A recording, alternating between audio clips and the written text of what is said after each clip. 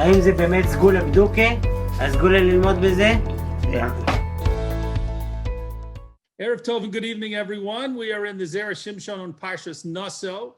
We are doing Os Yud Beis, section 12, and let us jump right in. The first thing we need to do in Os Yud Beis is ignore the first word in parentheses, which says Sota, because the Gemara that he starts with is not from Masechta Sota, but so it's actually from Masechta Chulin. Parakama, the first chapter in Masechta Chulin, the Gemara says, Gedolim tzadikim b'misasam, righteous individuals are greater in their deaths, yoser mi bechayehem, more than in their lives. So that's the quote from the Gemara in Maseches Chulin. Yesh ledaktek, the Zera Shimshon says, we need to examine lama naka dafka haloshen shel gedolim. Why did this Gemara specifically choose to use the language of gedolim, greater, that righteous people are greater in death than they are in life? The ode, and another thing we need to analyze, dafka b'misasam, that it specifically used the word b'misasam in their deaths, demashma b'shas misa, which implies at the exact moment of death. V'lo amar, and the Gemara did not say the following quote, which is the Zera Shimshon is suggesting it could have said, but it didn't say. Yofeh kochan shel tzadikim mesim, the power of tzadikim who have died, righteous individuals who have died, is yofeh, is greater, or I should say stronger, mehat tzadikim chayim, from righteous individuals who are still alive. So the Zera Shimshon is suggesting the Gemara in Chulin could have made the same exact point it wanted to make by using a different language, which would not have utilized the word gadol, great or big, and also would not have talked about b'misasam in their deaths, but rather tzadikim mesim, tzadikim who have died, as opposed to focusing on the moment when they die, in their deaths. So those are the two questions that the Zera Shimshon asks on this quote from the Gemara and Maseches Chulin. And now he will begin in the bottom paragraph to begin to answer his questions. V'yesh lomar, I should mention what he's going to do is give us three answers, three different reasons, or three different possible answers to the questions. V'yesh lomar, and we can say, shahat tzadikim nikroim bonim lehakodesh baruch hu, righteous individuals are referred to as being the sons of the children of HaKadosh Baruch Hu. Shahare osim ritzono shel makom, because they perform the will. Righteous people dedicate their lives to performing the will of Hashem. V'chein hakosuv omer, and this idea that a righteous person is called a child of HaKadosh Baruch Hu, a son of HaKadosh Baruch Hu, can be seen in a pasuk in Tehillim in the second kapitel, the second parak in Tehillim. Hashem Omar Eli, Hashem said to me, B'ni Atah, you are my son.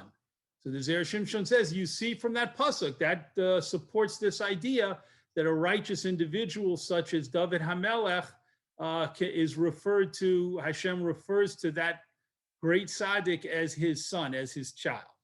Then another pasuk from Sefer Devarim, Boni matem lashem elokeichem. This is a reference to Bnei Yisrael as a whole, and it says, you are the children of Hashem, your God. So in both of these psukim, the pasuk in Tehillim and in the pasuk from Sefer Devarim, we see this idea that righteous people are referred to as the children of Hashem. Continuing to the next Amud in the next paragraph. Ubeperakama de Mitzia, and in the first chapter of Maseches Baba Mitzia, and you can make just a little change there. It's not Daf Yud Beis Amud Aleph, it's Daf Yud Beis Amud Beis. The Gemara says, Amrinon, we say there, Ben Godol v'somech al shulchan aviv, if you have an adult child who is still dependent upon financially and for his food, his room and board, so to speak, on his father, zehu katan. This is a child who is actually considered like a minor child. And for the purpose of the discussion over there in that Gemara in Bava Metzia, which relates to when a child finds an object, does that object belong to the child or does that object belong to the father? So the Gemara says, if the child is still dependent upon the father for his food and eating his meals, then even though he's technically a gadol, technically an adult, he's no longer a minor, nonetheless, he's treated like a katan, he's treated like a minor child in the sense that if he finds an object, it doesn't belong to him, it belongs to the father. But the Gemara continues, katan ve'eno somech al shulchan aviv. Let's say you have a minor child, an actual young child, but this child is not dependent upon his father for his sustenance, for his meals, for his room and board. Zehu gadol. Then for the purposes of that discussion about lost objects, this child is treated like a gadol, like an adult child, and whatever he finds, he would get, when he finds a lost object, he would get to keep it, and it would belong to him and not to the father. Ve'af kan, and so too over here regarding our discussion about the Gemara and Meseches Chulin, talking about tzaddikim being greater in death and in life, so too here, had tzaddikim calls man shehem chayim, righteous individuals, as long as they are alive, heim somchim al shulchan HaKadosh Baruch Hu, they rely on the table of Hashem. They rely on for their sustenance on Hashem. Sheyiten lahem mazonos uparnasa, that He will give them their food and their sustenance. He will support them. She'ein lahem klum mishel lahem, because tzaddikim, righteous individuals, often, unless they've inherited money, they have no money of their own. They spend all of their time in service of HaKadosh Baruch Hu, doing mitzvos and studying Torah, so they don't have their own wealth to take care of themselves. Dischar mitzvah b'hai alma leka, and the reward for doing mitzvos in this world does not apply, doesn't happen. That's a reference to a famous idea in Chazal. One place it's quoted is in Maseches Kedushin on Daf Lamed Tes. And the Gemara over there says, again, in several different places, but the Gemara over there brings down an opinion that says when we do mitzvos, the entire reward we received is reserved for the next world. We do not receive reward in this world, in Olam Hazeh, for the mitzvos that we do. So the Zera Shimshon says, according to that opinion, tzaddikim, righteous individuals in this world, many times will have to depend completely on HaKadosh Baruch Hu for their sustenance, because they're doing mitzvos all the time, but they're not going to receive a benefit for those mitzvos, a physical benefit, a material benefit. They're not going to be rewarded in this world, and so therefore, Hashem needs to. They have to daven to Hashem for Him to sustain them. So they are somech al shulchan avihem. They rely on the table, on the sustenance provided by their Father in heaven, by HaKadosh Baruch Hu. Umishum hachi nikra'u ketanim, and because of this, they are called ketanim. They are referred to as children. They are like children in the sense that they depend, at whatever age they are dependent upon receiving their sustenance from Hashem. Omnam, however, kishemesu, when righteous individuals die, when tzaddikim die, v'heim ochlim mishelahem, and now they can begin to eat from their own labor, so to speak, v'nenem ba'olam haba kefi zechusam, because they get the reward and the benefit in Olam Haba of all of the mitzvos and all of the good deeds that they did in this world. Az nikra'u gedolim, only then are they called adult, called gedolim. She'enam somchim od al shulchan avihem, because they no longer rely on the table, the sustenance of their Father in heaven, as they did in this world. So let's pause here. This is this end of the paragraph. We've reached the end of the first explanation that the Zera Shimshon gave. let's go back to understand how he answered his question. So his first question was, why does the Gemara in Chulin use the language of Gedolim, that righteous people are greater in death than in life? So he says the Gemara specifically used that language because it is a reference or an allusion to the idea that as long as people rely on someone else for their subsistence, on their parents for their sustenance, then they're considered ketanim. And only when they become independent financially and no longer have to rely on their parents are they gedolim. So the Gemara is saying righteous people become gedolim. They become adults. They become independent only in the next world. In this world, they are dependent completely on HaKadosh Baruch Hu for their sustenance. And only at the moment of death, bim misasam, which was the Zera Shimshon's, which relates to the Zera Shimshon's second question, only at that moment can we say that they truly become gedolim, because at that point they no longer are dependent upon Hashem for their material sustenance. They are benefiting completely from their own, from the reward, from the schar of their own mitzvos in the next world, the spiritual reward, and they are no longer obviously in need of any kind of material physical sustenance starting at the moment that they die. So that the first answer that the Zera Shimshon gives is his way of responding to both of his original two questions. Now we will move in the next paragraph to another approach.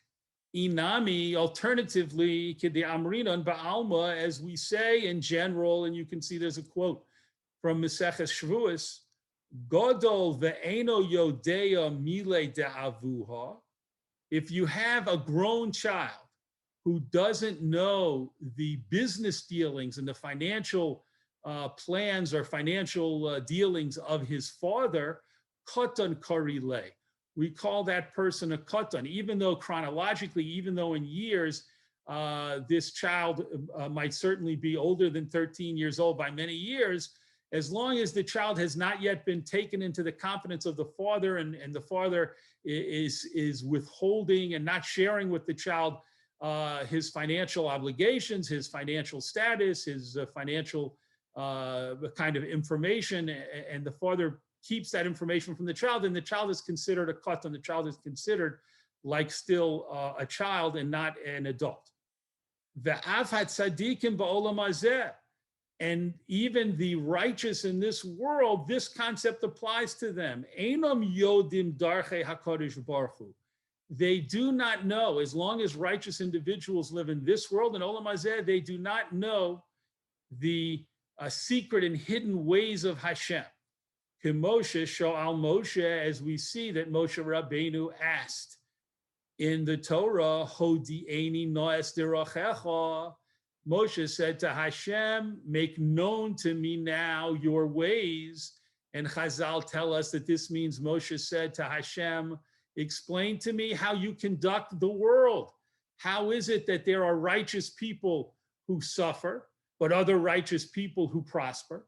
And how is it that there are Rishoyim, there are wicked people who prosper, and other wicked people who suffer? It seems to be chaotic. It doesn't seem to be systematic and organized in terms of the reward and punishment for the righteous and the wicked in this world. And Olam Hazeh, Moshe said, explain that to me. Explain your method of operating in terms of reward and punishment for the righteous and the wicked, for the tzaddikim and the Rishoyim.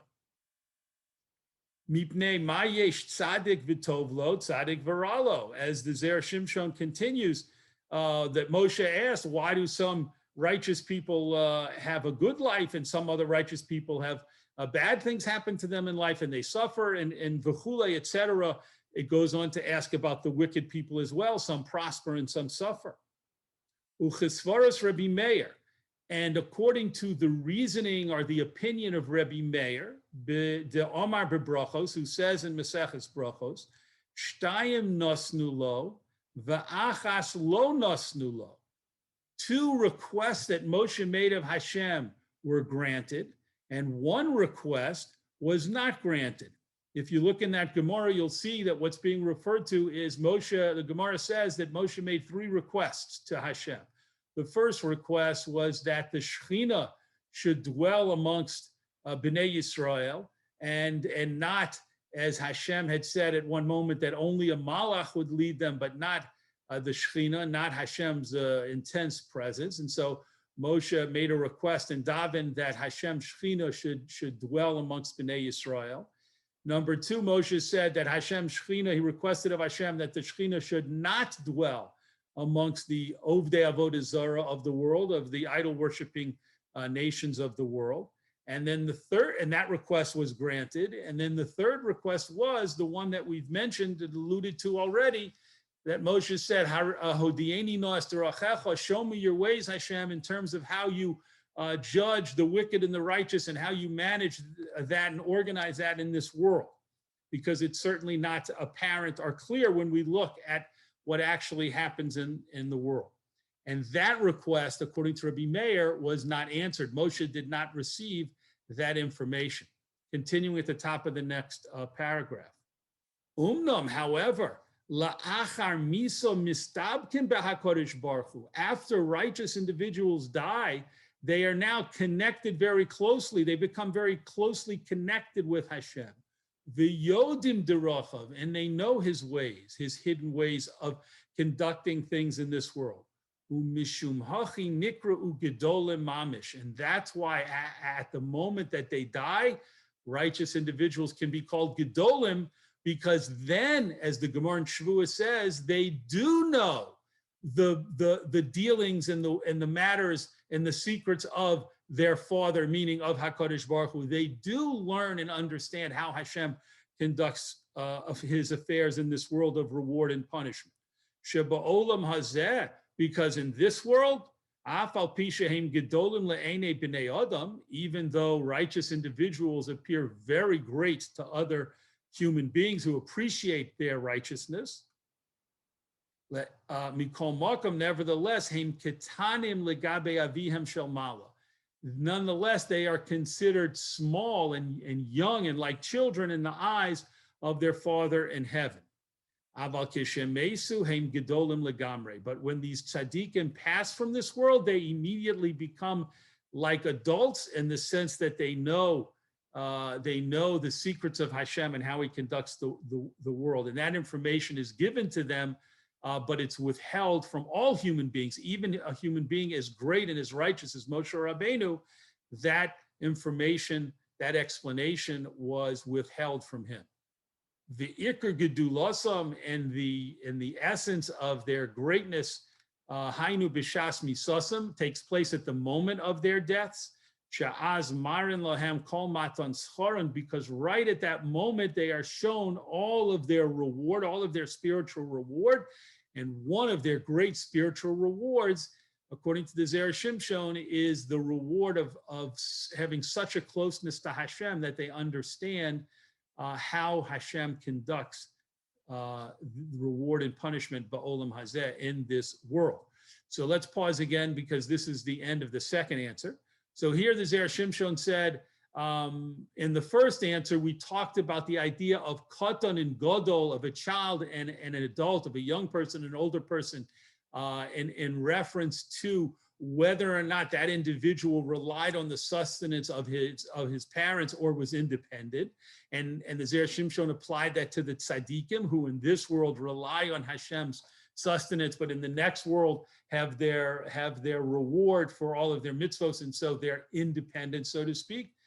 And then in the second answer, which the Zera Shimshon just presented based on the Gemara Masech the Shavuos, he distinguished between katanim and gedolim, between being considered children or being considered adults, in terms of whether or not the individual is granted the right and the zchus, the merit, to understand the way Hashem conducts the world and the way Hashem provides justice, schar and onesh, reward and punishment for the people of this world.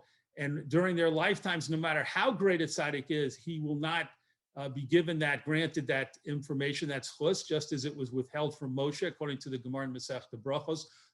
According to the opinion of Rabbi Meir, there's a different opinion there, Rabbi Yochanan, who says that Moshe was granted that third request, but that's a different approach that the Zera Shimshon doesn't get into.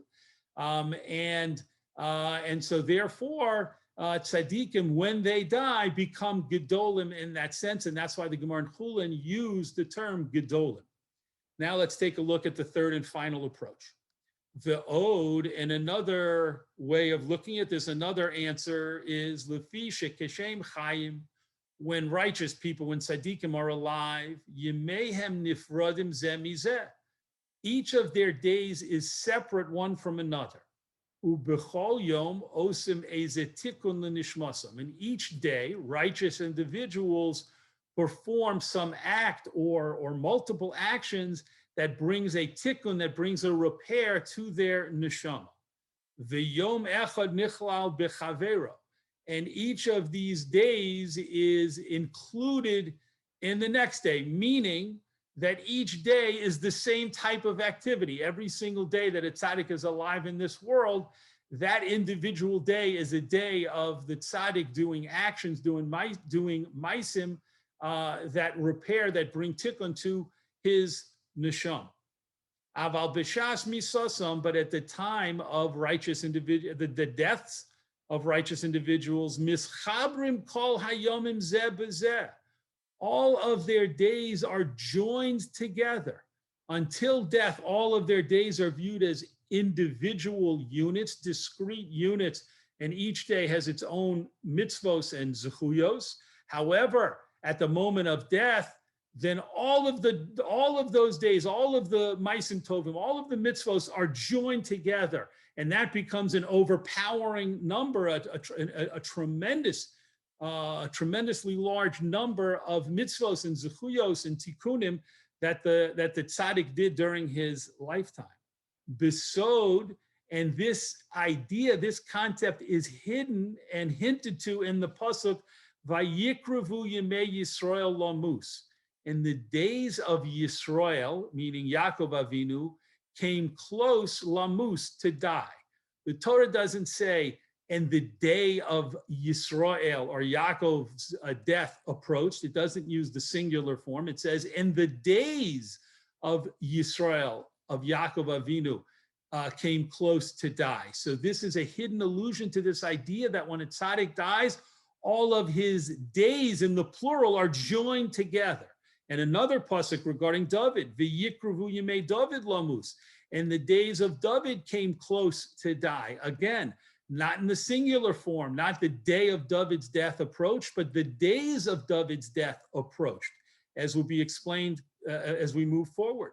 Va'ayin bezohar parshas vayechi, and the Zera Shimshon brings in an idea from the Zohar, the parach hasam, that it asks on these psukim over there, v'chi bakama yome mispar nash, and does a human being, a mortal, die over the course of many days? V'ha b'shata chada, it takes place, a human's death takes place at one specific moment.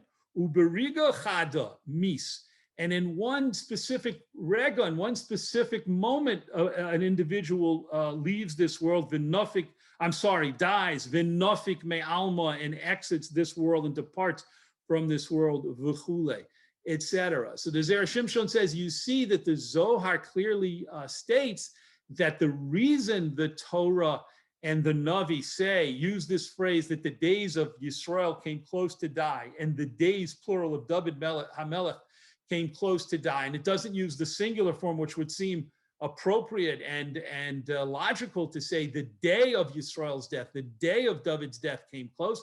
It uses the plural, as Zohar points out, because it's telling us that an individual leaves this world in one specific moment on one specific day, but tzaddikim at that moment have all of their zechuyos and all of their maisim tovim and all of their tikkunim come together, joined together, and they leave the world with those things. Umishum hachi amar dafka gedolim tzaddikim b'misasam.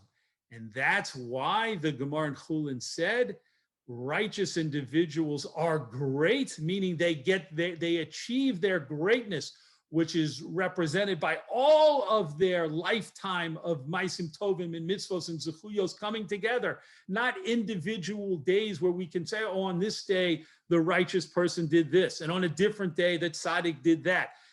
that's what we say during their lifetimes. That's the only way we can view their lifetimes, in those discrete units. However, when the righteous person dies, then we have an entire life of righteousness and an entire life replete with zechuyos and maisim tovim and bim misasam. And they are, when do they become great? At the moment when they die and they leave this world, because that's the only point in time when all of their zechuyos, maisim tovim, and mitzvot join together, as the Zera Shimshon says, and they are truly can be called gedolim, great, as opposed to during their entire lifetime. Certainly they were great individuals, these tzaddikim, but they achieved their true greatness when everything combines together, and a lifetime of zechuyos can be viewed as one unit. This is the Zera Shimshon has now given his third answer, and all of the and that concludes his explanations to the Gemara and Meseches Chulin. Yasher koach to everyone for participating, and we look forward to learning Zera Shimshon together again, God willing, next week.